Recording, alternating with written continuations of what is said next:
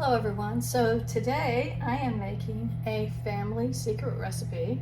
It's called chocolate oatmeal cookies. First thing I did was I preheated the oven to 350.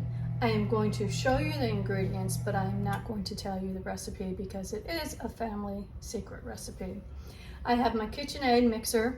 It is not a paid promotion. Some of the things I like to use the gold meadow flour that is resealable. This is new, I just found it this year, so if it's not new, I apologize.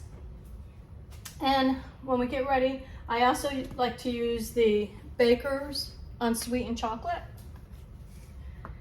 And I put butter in it, and like I said, I always like to use the Land O'Lakes unsweetened. I do not like to use the sweetened butter, just because this is chocolate oatmeal and it's going to be sweet anyways. So, well, this is out, so let me get another vanilla. Thought I had bought a brand new one, and I did. So what we're going to do is we're going to mix all of the ingredients together. Brown sugar, regular sugar,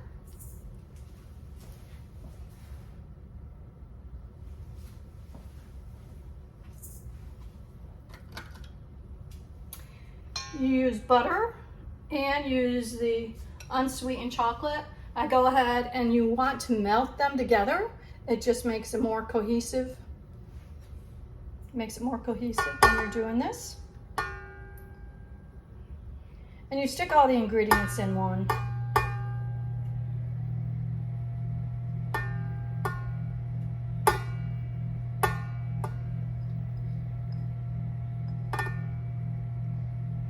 I like to get all of that yummy goodness.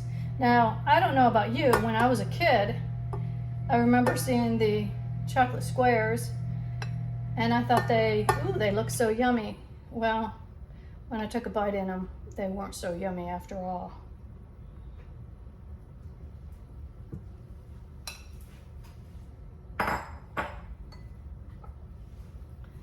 The eggs. Salt, the baking powder,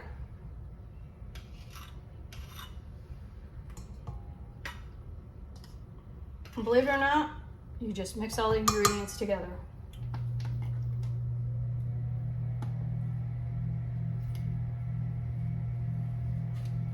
Vanilla,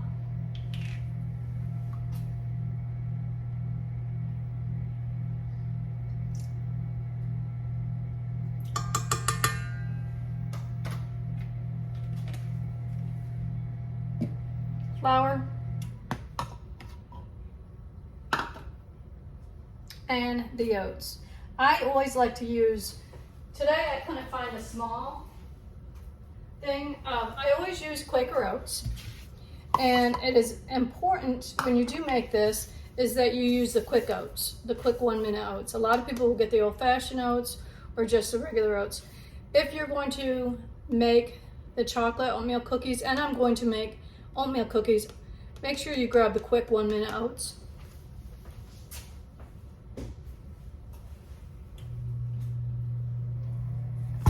Mix them all together.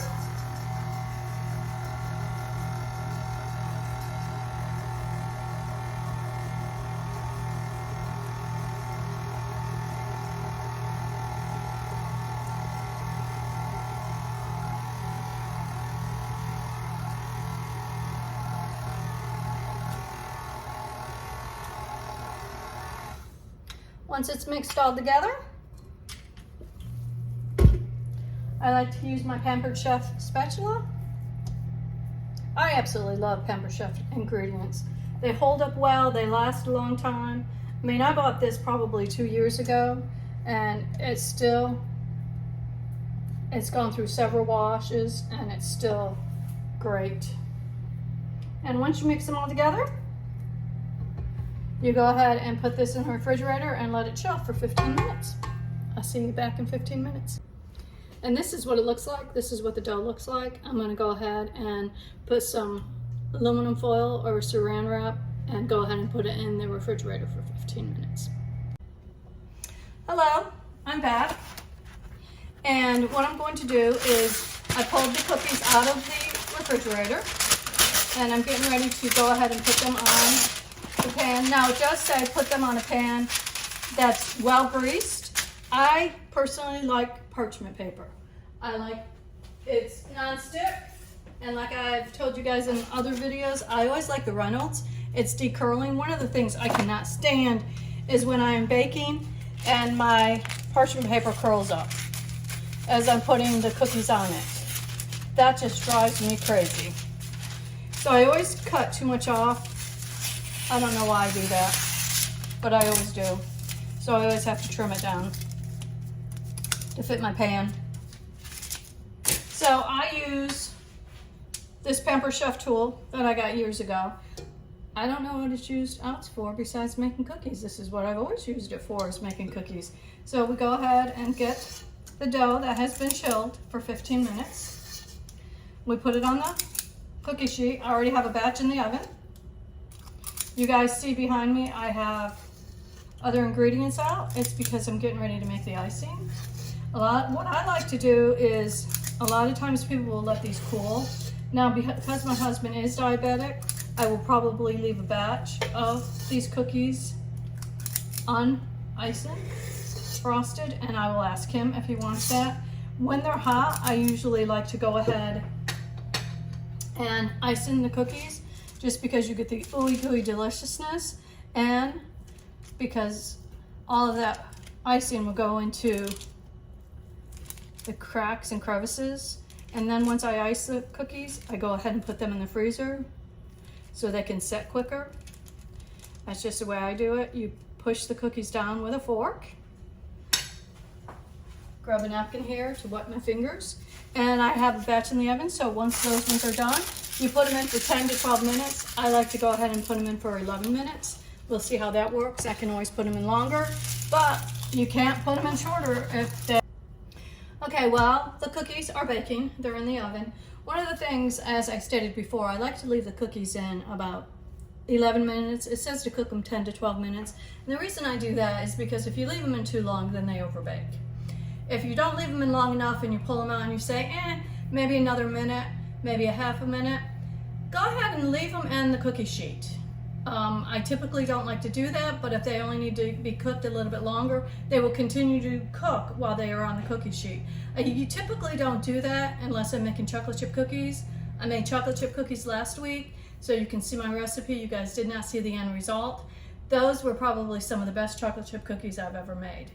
So while I'm letting the cookies cook, I go ahead and I clean up my KitchenAid and I get ready to make. This calls for 3 cups of confectionery sugar.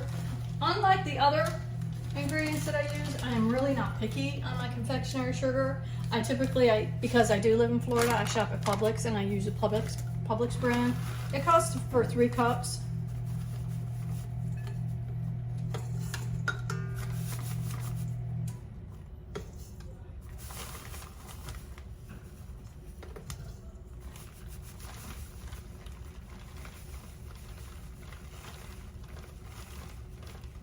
Give or take, because you can always add more or less confectionery sugar. I put in a 1/3 cup of margarine, softened, of course.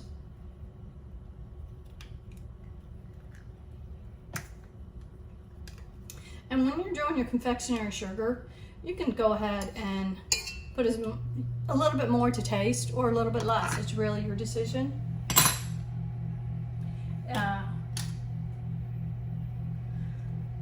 Teaspoon and a half of vanilla. I usually use the 1/2 teaspoon cup measuring spoon. I go ahead and I got these from Pampered Chef. I absolutely love Pampered Chef.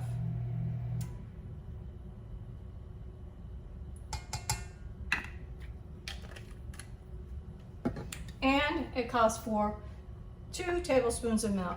I use the whole milk. I do not use any other kind of milk, just whole milk. I don't use, if I drink milk, cookies are done.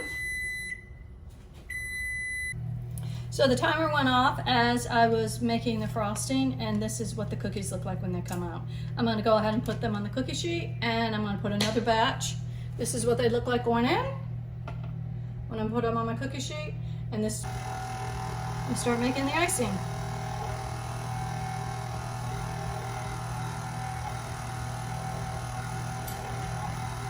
So what I'm going to do is put in a little bit more vanilla.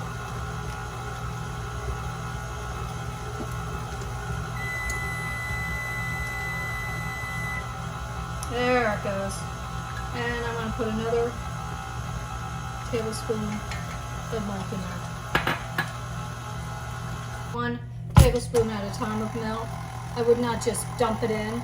I remember one Thanksgiving I had my daughter, this is when she was younger, I was teaching her how to cook, and I said, hey listen, I went ahead and heated up the milk on the oven, and I want you to make mashed potatoes this Thanksgiving. And what did she do? I said, just put in a little bit at a time for consistency until you get it to the right consistency. Well, lo and behold, that Thanksgiving we had potato soup, because after the milk got done heating up, she decided to pick up the whole milk, dump the whole container in it, and we had potato soup. So I would not recommend you picking this up and just dumping it in there. I would do a tablespoon at a time. I would put a little bit more vanilla in it, just for taste.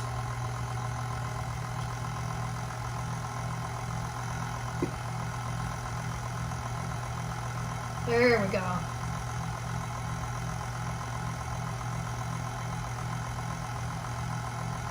There we go. That's starting to look like the,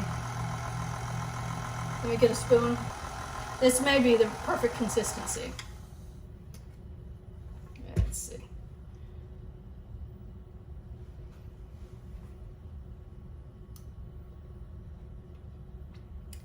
I like it. Oh, I love this icing.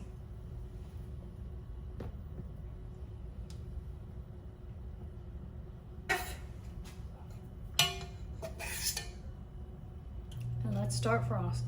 This is what I was talking about when I was saying ice them as soon as they come out. You can see how the icing is melting into the cracks and crevices and melting down the cookies.